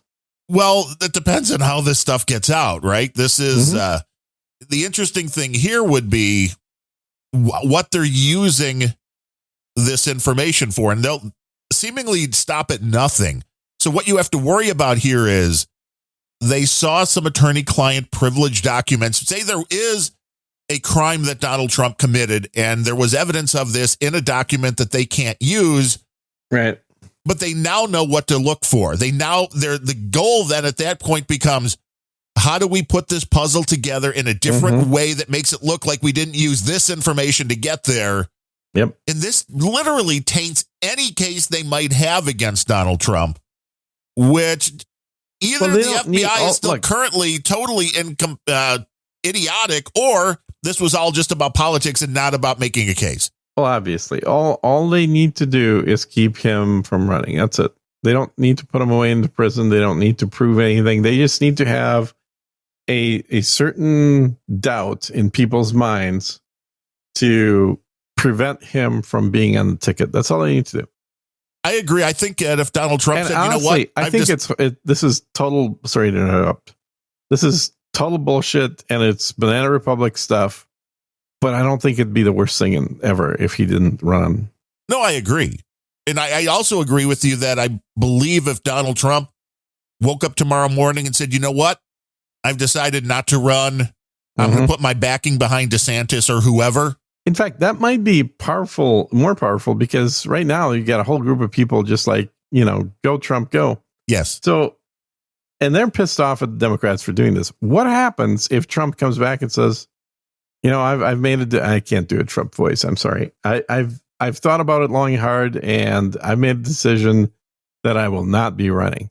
Do you think any of these people are going to think that he's not going to run just for fun, or that it's directly related to the Democrats? They're going to get even more pissed off at the Democrats that have now gotten Trump to not run? True. I mean, that could be a nice little subversive way of doing it, to where the Democrats think they get what they want, which is Trump not running, but instead they re-energize the base even more, because now the base is saying, oh my God, this party just took out my candidate and made him not run. Yeah, it's a double whammy. These people don't just need to be defeated. They need to be put in prison. And Trump gets to play kingmaker, and with the right candidate. Yeah, exactly. It's like, well, I can't run, but I can make decisions for who you should vote for. And the beauty is, DeSantis or whoever, the Republicans that go in All they have to say is, we're going to investigate this. They don't even have to find what the loony right thinks, all of because you don't even have to prove any or all of that. You just have to say, we're going to look into this if we get in. Yeah. And that should scare them. If it wasn't for a whole bunch of rhinos that are up for election unopposed, this would actually make good sense. But right now, what we have is really the Communist Party and the Democrat Party. There is no Republican Party the way the Republican Party in Reagan's day was around. No, and I thought we had a chance. The people that are called the Republican Party. Yeah, well, I thought we had a chance when the Tea Party movement started, but that fizzled. Yeah, that fizzled. Well, that's because it got taken over. It got taken over and diluted. But yeah, what we have is a socialist party and a Democrat party, and it's people that have said, "Oh yeah, the parties they just they kept the names, but they totally flip flop and changed the names." I always used to make fun of those people. I'm starting to think maybe they're onto something. It might actually be where we're getting, because there are a handful, like Marjorie Taylor Greene. There's a handful of people like her that would be much closer to the Republican Party members of Ronald Reagan's era. And there's a lot more people like Her Highness Lindsey Graham who make up the Republican Party now that are very obviously and clearly Democrats. Yeah, I would agree with that. Yeah. And then you've got the AOC socialists that are, socialists. And it's a no-win situation, really. It's, again, everything has moved that far over. It is, yeah. And that's why I'm saying it's going to keep going, according to the predictions here. It's going to keep going into the direction that it's been going until we get to a point where a certain percentage of the population decides that the risk of their lives is worth the change in government. Yeah, because I don't believe the big changes that are needed coming from within, the odds of that are dwindling on a minute-by-minute basis. The odds that... It's not going to get solved through elections. Well, that's it. Because at this point, people don't believe the elections. That's because they shouldn't, because the elections are completely fake and run by the same two parties, the Democrats and the socialists. Just need to get rid of all of them. Get rid of the parties. We don't need them anymore. No, the concept of a party is really there for the undiscerning voter. It's for the person that has no idea what's going on, and all they know is that a certain party name is closer to their beliefs than a different party name. Rather than voting for individuals who have a vast, array of thoughts and beliefs. Hey, I'd vote for Tulsi. Of course, because Tulsi makes sense. Is hot. Well, that too. Right. Well, that too, yeah. But she's a rare Democrat that would be like, "Oh, God's important," and you're like, "Whoa!" That's crazy talk for a Democrat at this point. Exactly. And that's but the concept used to be you needed a party to back you because of all the money needed to run, and the amount of money that's spent on elections is disgusting. You could get on Twitch and make all the money you need. Not even the money. You could get your word out. You have the internet now. And what do you need to get your information out to a public? You've got the internet. Like Anybody Facebook. can do it.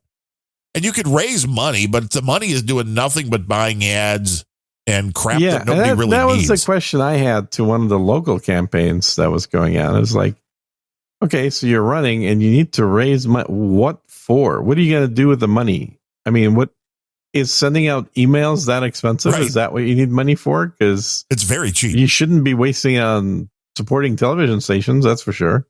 Right.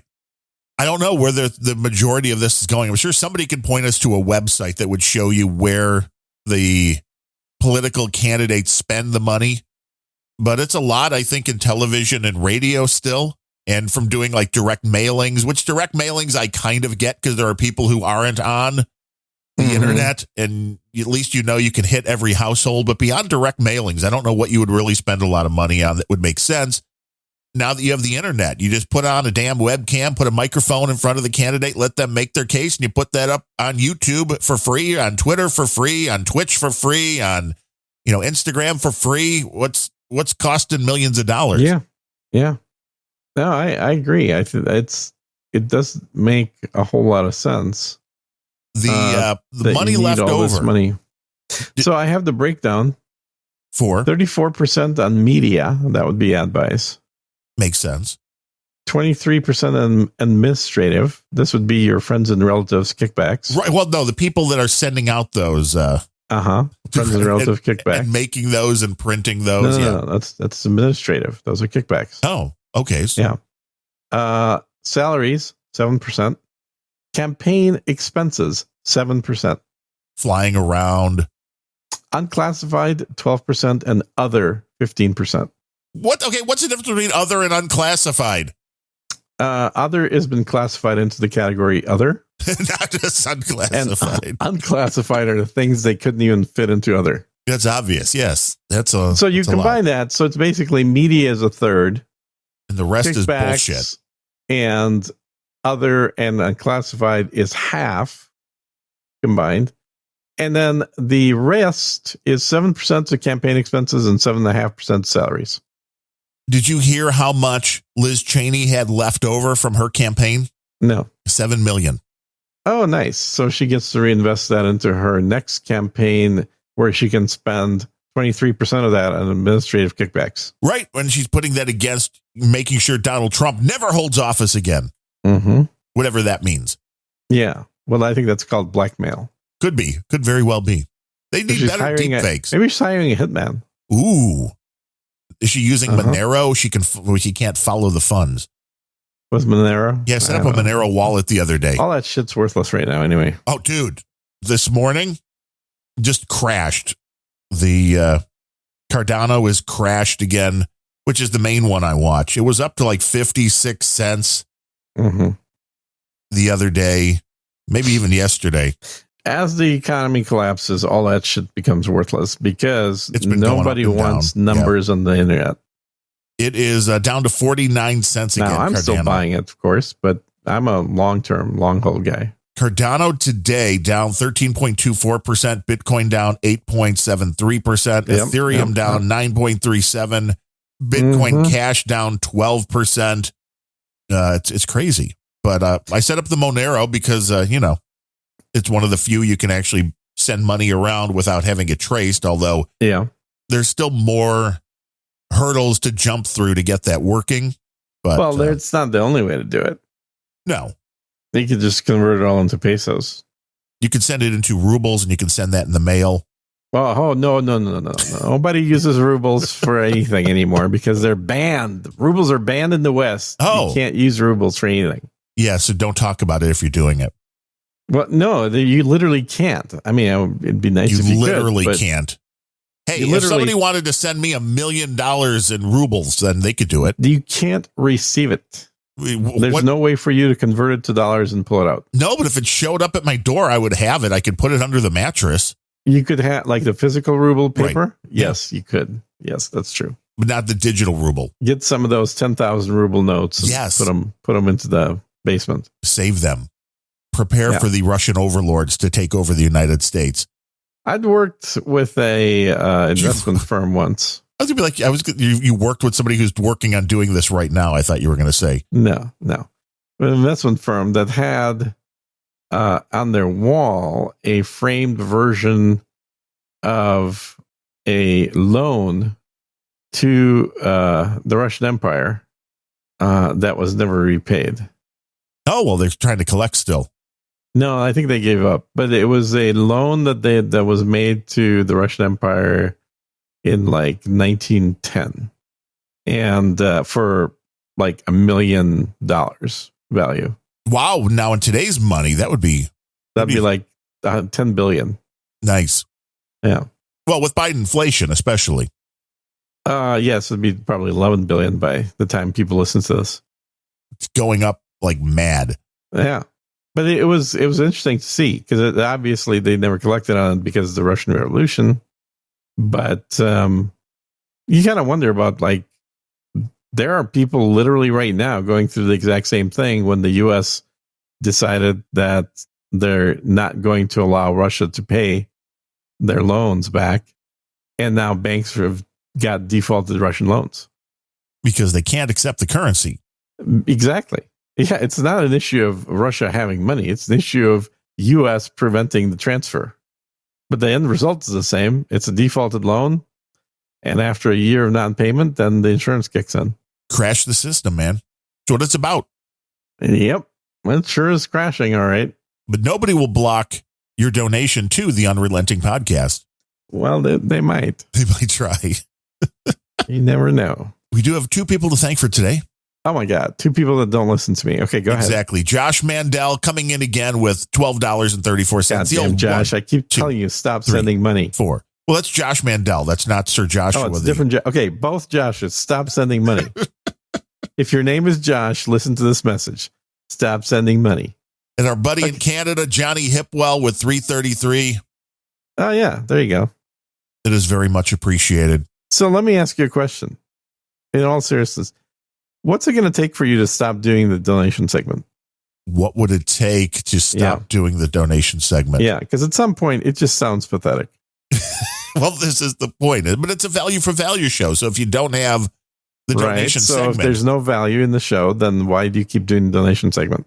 Because there's some value. Don't you think you're putting value out there? Do you not want to remind people value that is about what you receive, not what you put out. You I do know value. A value judgment somebody makes on things that are happening around them. You don't get to decide what's value. That's literally the antithesis of value. Value is made by the end. Yes, exactly. That's exactly it. We just do a show. Value. We do work that some people, apparently almost nobody, considers value. Well, I hear that very shortly we're changing to an ad model. We're going to get $1,000 a show. That's correct. That's the game plan. Surgene Preps. Surgene Preps, yes. Surgene Preps, something like that. And that will be the impetus. Mm-hmm. And we'll have to talk about the product every 15 minutes. We'll just slip it in somewhere. Well, we're just going to have a quick break. Right. Every 15 minutes. Sponsor. Yeah. And now for a break from our sponsors. That's right. Have you thought about buying gold? Well, don't.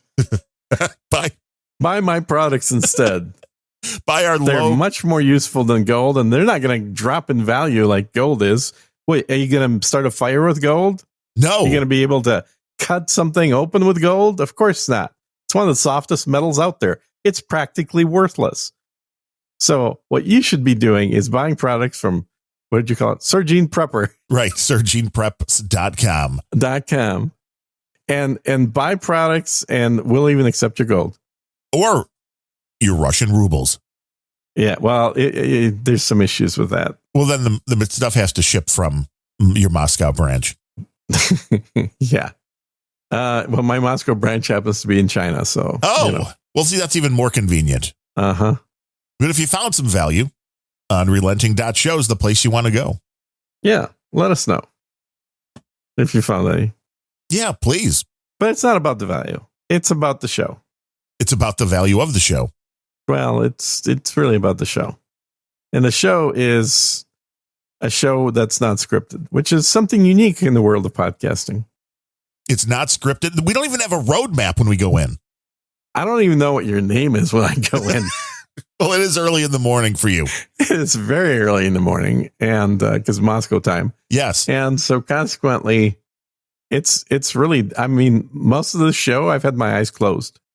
And soon we'll be able to buy Russian surplus because weapons. I'm in Texas. Yeah. Right. Texas. That's what they're calling it today. Texas. Yeah. So by next week, you should be off on a beach somewhere. Yes, that's the plan. Anyway, is I'll be off on the beach. I'm going to guess I'm not going to do the show from the beach. I'm going to do it from the hotel room because the beach will probably have people, some kind of Latin music playing, which is usually what happens on beaches. Oh, even better, though. That's not better. That's very distracting. No, I think it adds to the ambiance. You're not going to be able to hear me. Well, that could also be that could be better. I get it. I was going to say that could be a feature. Like all you hear is Latin music and drinks being poured. What more would you need? Yeah, exactly. So looking forward to that. I will probably do a little test beforehand, make sure the bandwidth's sufficient enough. Although I think for audio, we're not doing video, so audio should be plenty anywhere. We wish you happy travels. Great. And on that note,